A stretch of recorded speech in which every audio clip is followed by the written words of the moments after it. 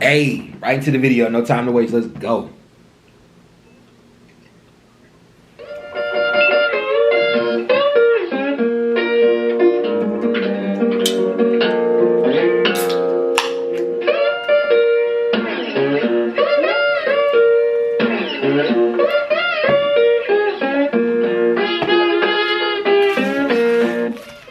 Alright, already off the rip, I ain't even gonna hold you.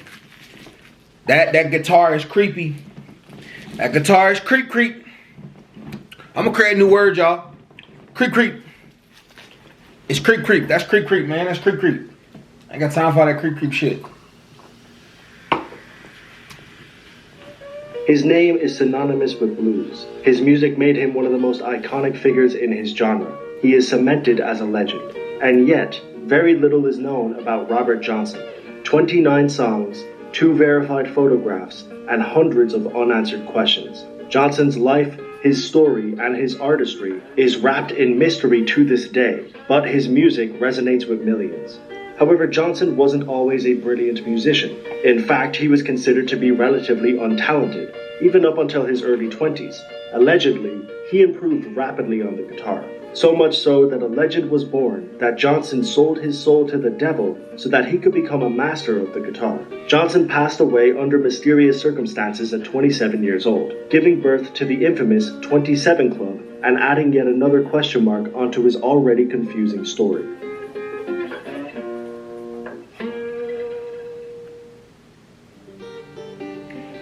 Y'all believe you can sell yourself to the devil? And if so, tell me how to do it so I can get that. I'm just playing. Sorry, I don't want to know. Because like, I feel like if I look it up, I'm scared. I'm scared to look it up because I'm afraid I might actually try it.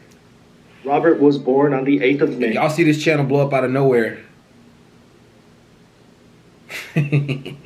1911, to parents Julia Dodds and Noah Johnson in Hazelhurst, Mississippi. His mother had already given birth to 10 kids with her husband Charles, but Robert was born out of wedlock. 10 kids, damn. That's a football team. That's a whole basketball team right there. Illegitimately, and had a father who he most likely never met or spoke to. His stepfather, Charles, was a reasonably successful landowner, but after getting into a dispute with a lynch mob, he was forced to move to Memphis, and Robert would eventually be sent there to live with him until he was around 8 or 9 years old. At that age, he moved back to Mississippi to live with his mother and her new husband, Dusty Willis. In his teenage years, Robert began to gain an interest in music and dabbled in some different aspects of it. He learned the basics of the guitar from one of his brothers, and he was cited as being a talented harmonica player. We can also assume that he was writing songs and singing during this time. But all of this wasn't very appealing to his new stepfather, who wanted him to work on the plantation fields. This would lead to a conflict between the two, and while he was still a teenager, Robert would try and find his own freedom and independence. This started when he was 19. He married a 16-year-old Virginia Travis on the 17th of February, 1929, but unfortunately, she would die a year later while giving birth. Robert was now a 20-year-old widow with a stepfather he didn't like, a father he never met, and a wife who had just passed away. And lest we forget, he was an African-American man living in the South in the early 20th century. Basically, Robert had an intense childhood, and his adult life wasn't looking very good either. It sounded like the whole car, everything in the cards was stacked against him. How you marry somebody and then they die next year? It's almost as if something was guiding him into whatever direction he was about to take. That's crazy. Stage, all Robert really had was his music. So why is people saying he was bad? Wait, let me learn. Let's keep learning.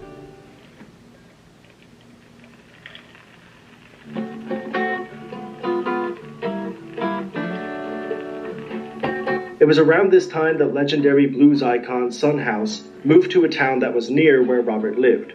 All of a sudden, a lost and impressionable Robert Johnson was listening to one of the greatest blues artists of his generation perform live every week at the local juke joint. At this point, Robert had some musical ability, but it was mainly at the previously mentioned harmonica, so he wasn't considered talented enough to perform at these establishments, but during the breaks, Johnson would ask if he could play their guitars. In one of the most famous interviews ever given about Robert Johnson, Son House states that he was terrible and that he was often asked to stop playing.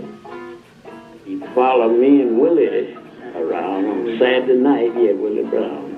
And every time we stopped for rest and sit there, a little guitar over in the corner or something, and go out to catch air, you know, get the guitar and be trying to play it and be just noising the people, you know. And the folks would come out and say, why don't y'all, some of y'all go in there and make that boy put that thing down, he's running us crazy. You might know Harbor Freight for affordability. What you might not know is performance.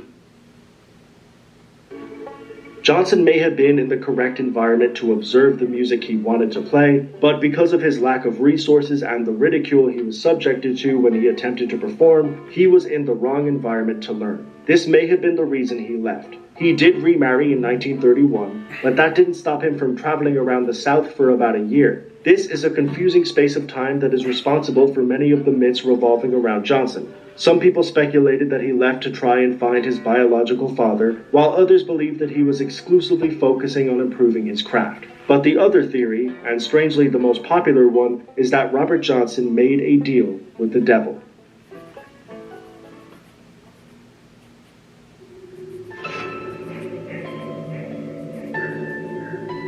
The story goes that Robert Johnson went to a local crossroads with his guitar before midnight. He started playing his songs, and at midnight, the devil appeared. The devil took the guitar and tuned it, played a song, and gave it back to Johnson. This was the transaction, the turning point for Johnson as a musician. He had given up his soul to the devil himself and was a master of guitar.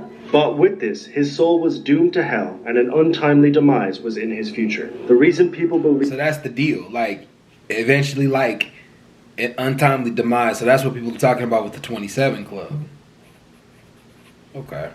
That this is what happened is because of a man named Liddell Johnson, who in 1971 said that this was the way to sell your soul, and that his brother Tommy had actually done this. There was no relation between Tommy and Robert, but that didn't stop people from taking this tale and attaching it to Robert's name.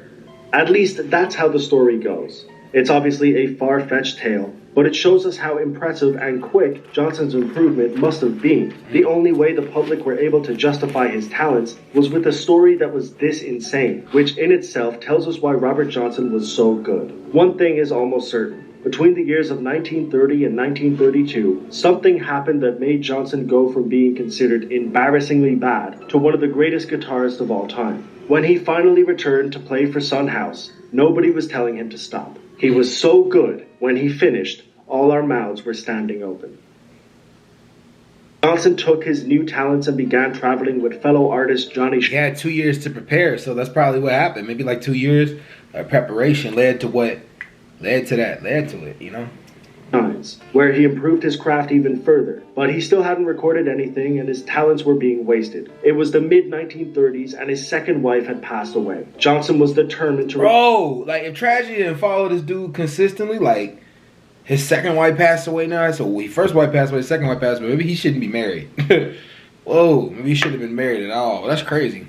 And make a name for himself. He went into a man named H.C. Spears' store, who worked for the ARC record label. Finally, in November of 1936, Johnson was in a studio recording the first of his almost 30 songs. He would continuously return to record until the summer of 1937. He made okay money doing this and had amassed a small but loyal fan base, but Johnson wasn't a household name by any means. His music had some dark undertones. Songs like Me and the Devil Blues, If I Had Possession Over Judgment Day, Hellhound on My Trail, and of course, Crossroad Blues. Dark themes like hell, the devil, and death were prominent in his music, and this did nothing but add fuel to his already dark image. But this was par for the course for blues. These weren't new thematic explorations, they were cemented attributes of the genre, but people emphasized Johnson's dark lyrics to add to the narrative, even though there were hundreds of similar acts doing the same thing. Regardless, you taking the fun out of it, man. You gotta let people believe what they want to believe. That's what make it fun. the Mama Bear recordings were done, and unfortunately, that would be Johnson's entire discography, because a year later, he would die.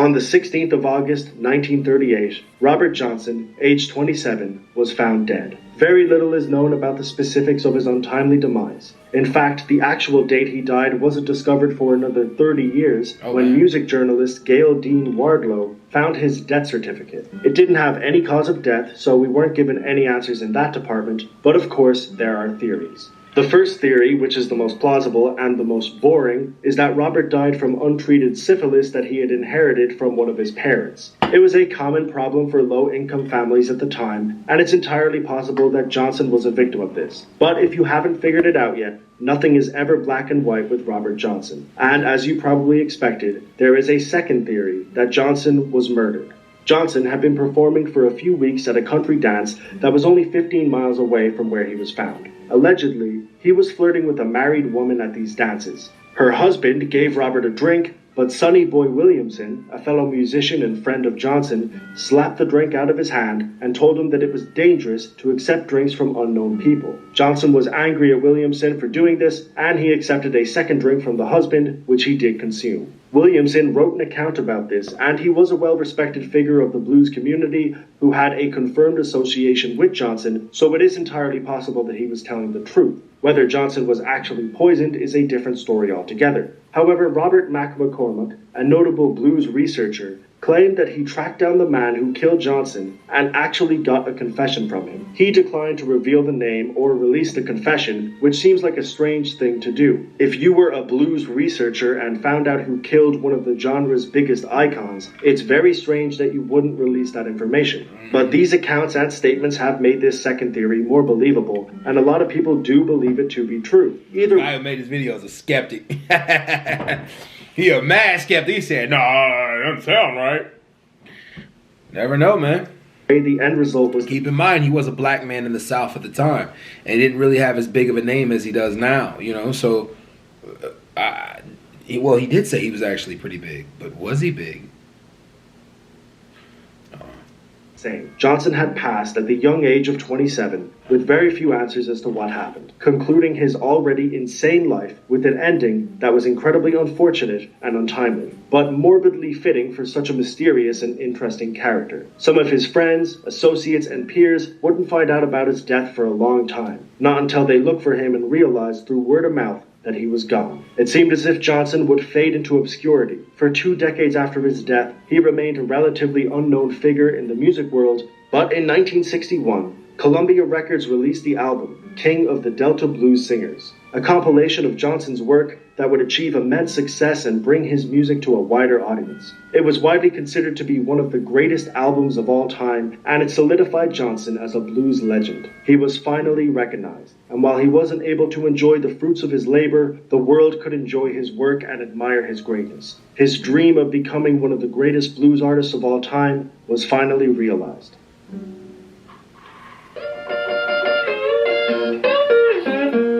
Robert Johnson probably didn't sell his soul to the devil, but he did give his soul to blues.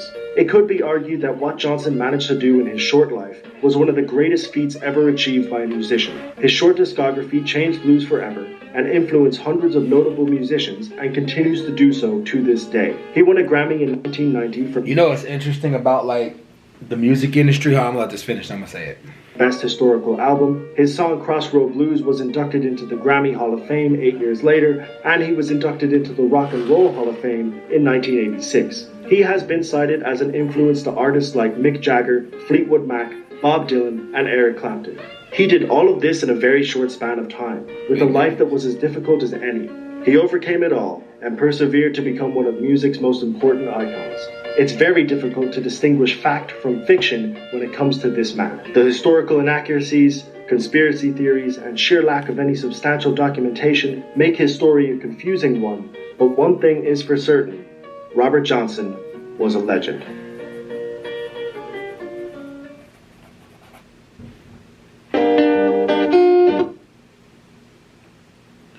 You know something about the music industry? It's interesting, right? Nowadays, like I always tell people, the internet is the record deal. But imagine how hard it was to get on before the internet. Like, the internet can skyrocket you to fame. But prior to that, you had to, like, go out and find labels and get people to actually like you, to open the door for you, and then go from that go to the next level from that point. And it's interesting, like sometimes when you think about how probably complicated that was, the people that blew up at those times,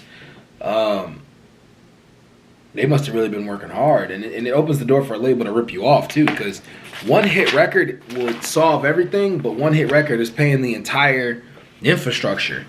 That's why they lock artists into these 360 contracts nowadays, because they know that like one record from that artist, and the record can make, and if the artist can make consecutive hits, you guys are eating for days. But hey, I'm out, y'all. Peace.